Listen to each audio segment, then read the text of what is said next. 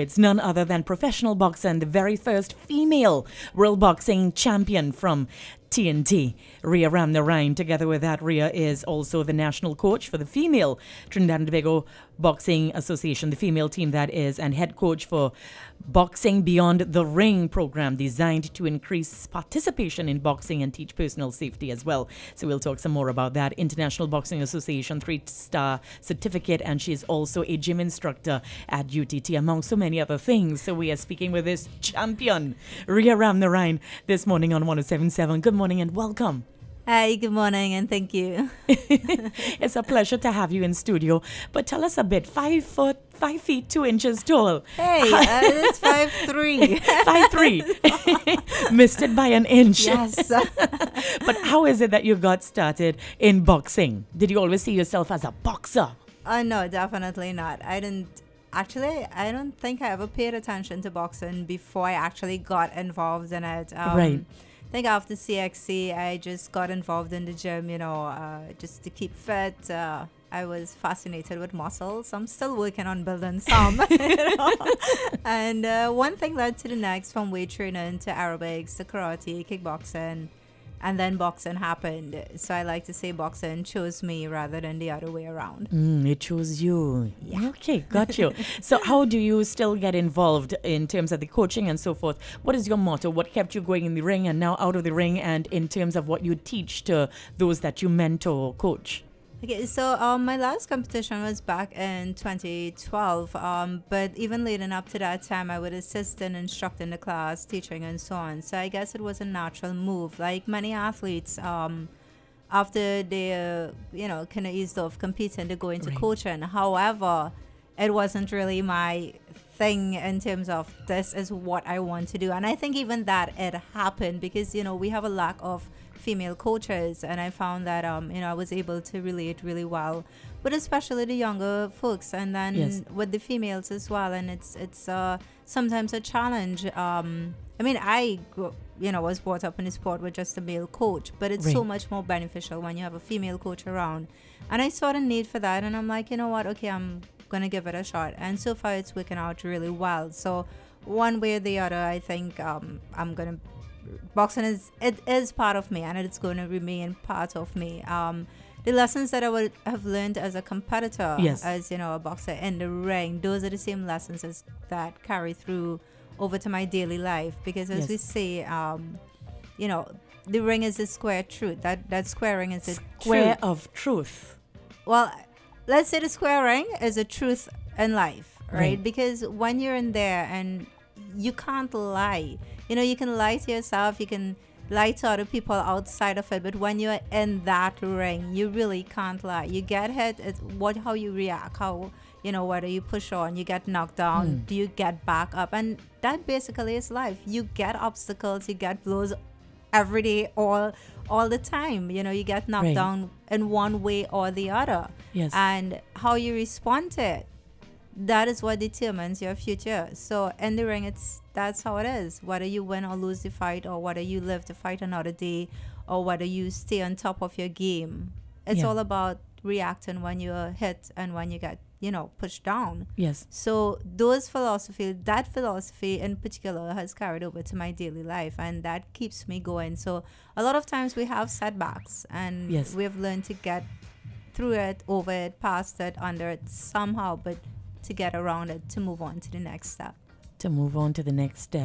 What is your greatest challenge to date? And obviously those words you just shared with us would have assisted you in getting through it, around it, over it. The thing is to pinpoint one challenge. It's really difficult, but if I keep it to boxing, I would say getting more females into the sport. Yes. And then getting support for them. So it's a kind of chicken and egg syndrome, where you do have females and then you don't have the support in terms of there aren't enough females to get competition for them to prepare them well and so on. But then how do you get them in? It's like you have to have support to keep them, but then you can only get support if you have them. So in terms of coaching, that's my greatest challenge. And of course, I work with male athletes as well. Yes. But definitely my focus is on the female team. Yeah. You mentioned that boxing was not always what you wanted to do. So growing up, what is it that Ria Ramnarine wanted to do? Honestly, I don't think I had anything in particular like, oh, I want to be sport. I think is because we grew up, I come from very humble beginnings, and we all worked together as a family to make ends meet. Beautiful. And a lot of times things were really difficult, so we didn't really get a chance, my siblings and I, we didn't really get a chance to participate in sport too much. So to say like I had a dream sport-wise, no, the closest I think it would have been, as I said, being fascinated with muscles, right? I was a fortunate one in that because I am the youngest, I got the chance to go to school more often and so on. So I took that opportunity to make sure that I had a solid education. Yes. So I don't think, definitely in sports, there was nothing on my mind that I want to be this or I want to be that. Right. In terms of professional career, my grandmother used to call me Dr. Ria Ramnarine. Doctor. So that, yeah. And so I thought about medicine for some time. Yes. But that was more because it was a challenge.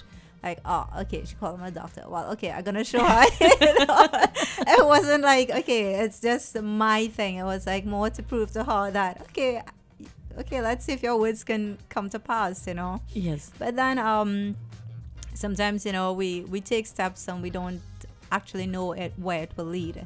And what I like to remind myself is that when I paid my first fees at Fine Line Studios back on 24th August 1995, yes. Yeah, it was a big day for me. And the thing is, I didn't pay those fees with the intention of becoming a world champion, becoming one of only 2 internationally certified female coaches in this region, yes. 3-star, or becoming the national coach of the boxing, TNT Boxing Association. There's so many things I did not see ahead, but that one step led to all of this. Yeah. Yeah. So it's like, as you said, you were on a journey. It found you. Yes. And you continued with it. But you are also in the World Hall of Fame of Boxing.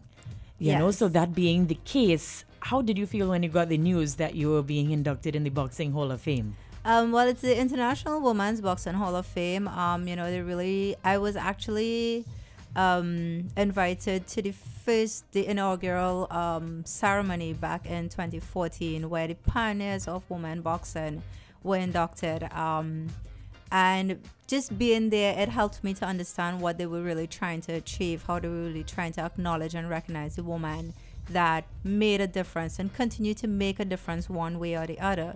So in 2017, when I actually saw the message, I think it really stunned me for a while. I mean, I'm not going to say, no, I don't know what I've contributed. I'm confident in my own skin. I know what I have contributed, and I know that there's a lot more I can contribute. But being recognized in the world for it, it really, I think, stunned me. So it took me probably a good 10 minutes, and then I messaged my coach and I'm like, can you believe this? And it's like, wow, yeah, definitely. So then it's like, celebration time. And what you also teach, safety when it comes to boxing and so forth for women. What do you think is one thing that you can teach us in terms of self-defense and protecting ourselves? Being aware. It so it's not mentally. Necessarily a move per se, but no. It's a mindset. It's a aware. mindset. And actually you put it in a nutshell there. It's your mindset. Because I can teach you one technique, but somebody may attack you differently. So that one technique, might not necessarily work for that attack. So yes. it really is a mindset. And that's why I like to use the term personal safety awareness. Because yes. it's about knowing your boundaries, knowing your space, protecting your space, being aware of everything around you. It's not about being paranoid, but you're accustomed going to a particular place for, let's say, breakfast, and you go in and you must be able to tell if something is different, if it's strange, if you have strange characters in, or some people walk in, they don't look, they look kind of iffy, then either you get out of it or you alert someone. Right. So it's all about that mindset, and that's what I really try to teach everyone, not just women. Have that mindset where your personal safety and those that concern you, it's involved. It's about being aware. In terms of boxing, the reason why I like to use boxing as the physical part of it, because boxing is unlike any other sport. I mean, you get punched in the face, all right? You are standing arms length away from someone. Even kickboxing, you can stand like foot length away, you know, but boxing, it's like it's a contact sport. Yeah, it's like, I mean, we have several contact sports, but boxing, out of all of them, and I've done quite a few of them. I've dabbled in mixed martial arts. I'm a Pan-American kickboxing champion. Wow. I've done some Muay Thai. So boxing is definitely in your face. And once you can handle that kind of confrontation, it helps prepare you for confrontations anywhere else. As long as you can handle in your face confrontation, like, hey, hello. Get hit and not freeze, but react. Because, you know, the thing is, embrace fear in the sense, like, you know, if you look at a boxing stance, if someone goes to slap you or punch you or something, your hands go up immediately to protect yourself, right? Yes. And in boxing, your hands are up to protect yourself. So you react to it, you get your defenses up, and then you react to that, you counter. So that's defense is up and then react. Yeah, because you don't want to, you know, get hit. So you protect yourself and then you counter. And that's basically the essence of it. I'm feeding off of the parallel that we could use in life outside of the ring. Exactly. But if you're not in the ring, in the gym, or doing anything in a physical nature, what is Ria Ramnarine involved in apart from that? Well, I mean, my work hours are like 9 to 5:30. I leave like around 6, and then I drive straight to the next gym. Right. I get home like 9:30. There isn't much time. Gym to gym. Yeah, pretty much. But I mean, other than that, I like to think that I lead a full life. I mean, I love the beach. I love the water. I love, you know, being out there. Like, I love nature, but I also love being home, you know, just reading a book. I think right now I'm still trying to finish Catcher in the Rye for like about 6 months. I think I have some library fines to pay, but I'm reading 2 other books at the same time. I like looking at television, just being lost in a movie, fiction. Take me away from reality sometimes. Yes. Or just listening to music, you know, spending time with my loved ones. Sometimes just going on a long drive. So really, the simplicity, I think, really beckons to me at times. Of course, I mean, I do like to... The thing is, when I'm out of the country is when I think I really kind of put my dancing shoes on, kind of thing. You know? So is that kind of, I think a typical liberal on either end of the scale. Well balanced. Thank you so much for sharing with us this morning. And in closing, what are some words that you'd like to share with other women that you believe will give them that stick-to-itiveness? You give us quite a bit, but you know, really, we are capable of becoming and doing just about anything that we want. Of course, as I said before, there would always be obstacles, and you have to try to get over it, past it, dig a tunnel through it. But I would urge women in particular, you know, 2 things. One, you know, do something that you love. Find a career that you love, so that way you are happy, because women are... I want to, you know, while men might be like the breadwinners usually of the family, you have a lot of working women now, but woman essentially usually holds a family together, and how we react, our temperament at home, our aura, everybody feeds off it. So once we are happy, you know, I think everybody around us can be happy as well. And when it comes to sport, of course, I encourage you to get into boxing. You don't say. I know, right? But the thing is, any sport, because there's so many benefits. And think about it. You're involved in sports. Your kids, you're going to get involved. Your nieces, you know, all the other women in your family, you will encourage them to get involved. And at the end of the day, we will contribute heavily to a more healthy and, you know, happy society. Wonderful. Well, Ria Ramnarine, thank you so very much for joining us in studio here at 107.7 Music for Life. And thank you. It was my pleasure. We celebrate all women through your achievements, and we say thank you.